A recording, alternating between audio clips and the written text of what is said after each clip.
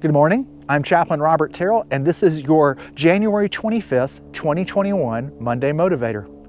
Normally, I record my Monday Motivators on Friday so that they can go out early on Monday morning, but this week, I was looking forward to being able to record after the NFC Championship and say, "Go Pack, go," as we go to the Super Bowl.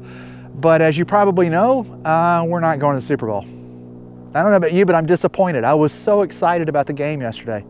And disappointment is a part of life. We all face it. There are 4 things that I like to do with dealing with disappointment. One is to acknowledge that disappointment. We are disappointed, okay? We were hoping to win the game. We get to acknowledge that disappointment and the fact that it hurts us. But we also get to acknowledge where that disappointment is on the level of things that are really important to us. When I was young, I was raised in the state of Alabama, and I remember going to a college football game party with my parents. And Alabama, the team we were rooting for, losing, and the owner of the house kicking everybody out of the house and sitting on the front porch crying. I remember that image of that grown man crying over a college football game. See, we need to acknowledge what's really important. My faith teaches me that if you seek first the kingdom of God, everything else will be added to it. It says what's the most important, and you focus on that.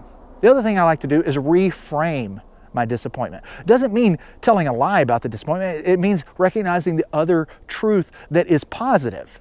Yes, we lost the game. But the other truth is for the second year in a row, we went to the NFC Championship.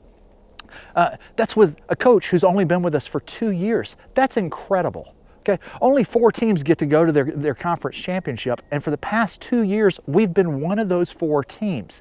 That's amazing. We get to focus on the good rather than just always seeing the bad. My faith also teaches me that all things work for the good of those who love God and are called according to His purpose. It means we get to look at our disappointment and go, something good can come from this. The other thing that I like to do is I like to modify my self-talk. We all talk to ourselves throughout the day. And one of the things that happens with disappointment is we tend to say things like, "I'll never make it through this." But we can readjust that to recognize that we've made it through it thus far. I'll never be able to get over this, but I've gotten over things in the past. We modify that self-talk. And then the 4th thing I like to do is if it is something I have control over, I like to make a plan. Now, obviously, with our football games, I don't get to make a plan, okay? All I get to do is wear my Bart Starr jersey and cheer for them and eat some snacks while the game's going on.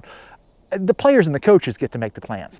But in our own lives, when we're dealing with their disappointments, instead of just sitting there and wallowing in the disappointment, we can make a plan for how we can change things in the future. One of the things I love about dealing with disappointment is it's an opportunity for us to live out love the verb. This time we're just living it out for ourselves. We're giving ourselves some patience. We're giving ourselves some kindness. We're being humble towards ourselves. See, love the verb is not just for others, it's also for us. I know there are disappointments in your life. I hope these 4 things help you to handle them.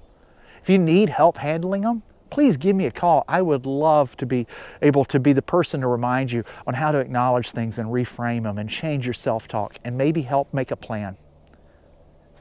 While we end though, I'd like you to remember 2 things. 1, our CEO cares for you, and so do I. And 2, we'll get them next year. Go Pack, go.